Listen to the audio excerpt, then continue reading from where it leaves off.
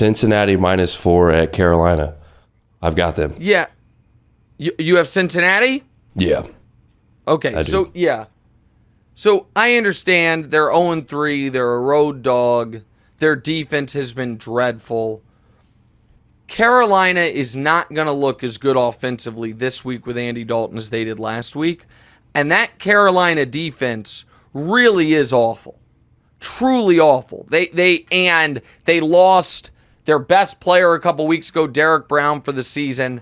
And Cincinnati, despite being 0-3, has been really good since week 1 on the offensive side of the ball. I mean, they scored every time, or they never punted, turned the ball over against Washington.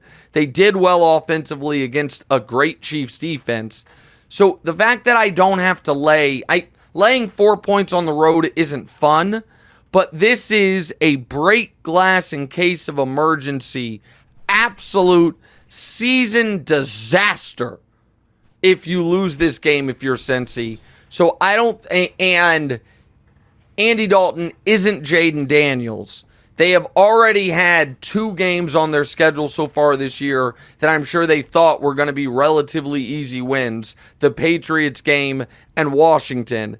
They lost them. They can't fall to 0-4. They can't lose to the Patriots and the Panthers in the first month of the season. I think we're going to see more T. Higgins this game. Yoshivas, their third wide receiver, has really stepped into a bigger role. And for the first time all year last week, Jamar Chase looked like Jamar Chase. I like Cincinnati to score a lot of points. Is it Sam Darnold or is it Andy Dalton? That's the ex-Bengal. Oh, it's Andy Dalton. Okay. Andy Dalton revenge game.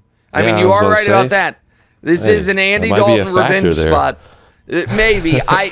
That's funny. I wasn't thinking about that, but you are correct. Andy Dalton hosting the team that he took to the playoffs all those times. But yeah, I'll take Cincinnati -4 at Carolina. Burrow is a favorite of 3 or more on the road, is 7-3 against the spread. He's 22-11 against the spread on the road in general or on a neutral site. I like Cincinnati to score 30 points in this game. I know for Dallas and Cincinnati, I've called for high point totals. And so I like them in this spot. I don't think Carolina is going to be able to break 20. I like Cincinnati laying the 4. Next. Tampa Bay +2 versus Philly. I love this one. Yeah. You're on my side of it? No, I like Tampa Bay, but I stayed away from it. I don't know. It's a difficult one. I think it could be a Philly revenge game from the playoffs last year.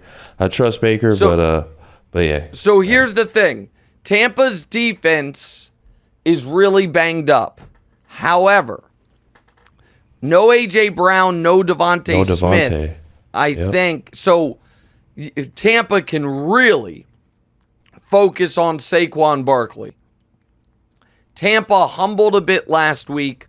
Philly, I don't think looked great at all last week. This is also a spot. I know they got the win, and good for them for getting the win.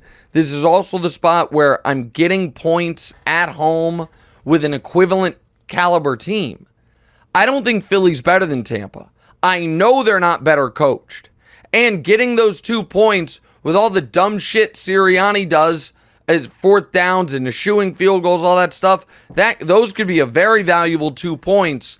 I liked Philly last week when I thought people were overreacting to the Saints. I do not like Philly at all this week. I think Tampa wins outright, but also I just think this is a low-scoring game and a low score. And I know Philly's defense looked good last week, but now you've got to deal with Evans and Godwin. And so I think Tampa will be able to move the ball somewhat through the air. And so this just feels to me like a spot where I'm getting, I think, the slightly better team at home with points.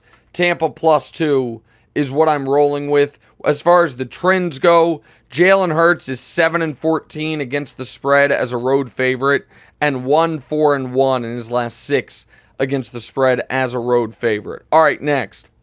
Next, you've got Atlanta -2.5 versus New Orleans. Yeah, so this says, because it's in Atlanta, that these are two equivalent teams. They're at home. They're favored by 2.5. I don't think that. I think Atlanta's better than New Orleans. New Orleans, now both offensive lines are banged up, but I think that is more damaging to New Orleans than it is for Atlanta. Derek Carr, the moment you pressure him, goes quick pumpkin mode. New Orleans came back down to earth last week a bit. Atlanta, on the other hand, had this brutal early part of their schedule. Everyone knew that the early part of their schedule was the toughest part they had. Steelers, Eagles, Chiefs. They escaped 1-2. They really only looked terrible in week 1. They obviously could have won last week against the Chiefs. Now they get another home game against their arch rival New Orleans. New Orleans is coming off a tough loss. They're both coming off tough losses. Atlanta, their center Atlanta lost to a realer team. Exactly right. No, exactly right. And I thought Atlanta also looked better throughout that game than New Orleans looked in the Philly game. And so that Philly game, to me, it was close early on, in large part because of Sirianni's bad game management. So I think Atlanta's better than New Orleans. I still think Atlanta's going to win this division. This is a game Atlanta's got to have. This feels like a 24-20 Atlanta win. I'm only laying 2.5. I'll take it. Atlanta minus 2.5. And this next one is painful for me, but go ahead. You've got the Rams +3 at Chicago. Fade and Caleb. Yeah. Well, listen, I'm hoping for a 21-20 Chicago win, and I get the cover. But this is right, and I know the Rams are banged up. I understand that. But I am getting 3 points, and I have on my side the two most important things, and one of them's by a massive margin.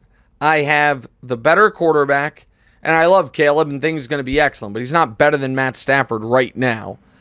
And I have what appears to be at the moment as big of a coaching mismatch as there is in this league, which is Sean McVay and Matt Eberflus. And so I have not been impressed by Chicago's coaching this year. I certainly haven't been impressed by their running game. Caleb's a rookie quarterback. I'm getting 3 points for a Rams team that has to feel like, man, we just saved our season last week. Can we go to Chicago and steal one? Again, my hope is a 1-point Chicago victory, but it would not shock me if the Rams win this game outright. I wouldn't hate to be wrong about this pick, because then it means Caleb got cooking, which is good for me. This is, it's a little embarrassing to say right now, but it is the truth. This is the matchup that I predicted for the NFC Championship game. Rams-Bears. Both sitting at 1-2, neither looking like NFC Championship contenders yet, yeah. But you know what? It's early in the season. So I've got the Rams +3 at Chicago. Hey, thanks for watching. Hit the subscribe button to get more from the show, and make sure to click the bell to get notified every time new content drops. Check out full episodes of What's Right wherever you get your podcasts, or just click the link in the description below.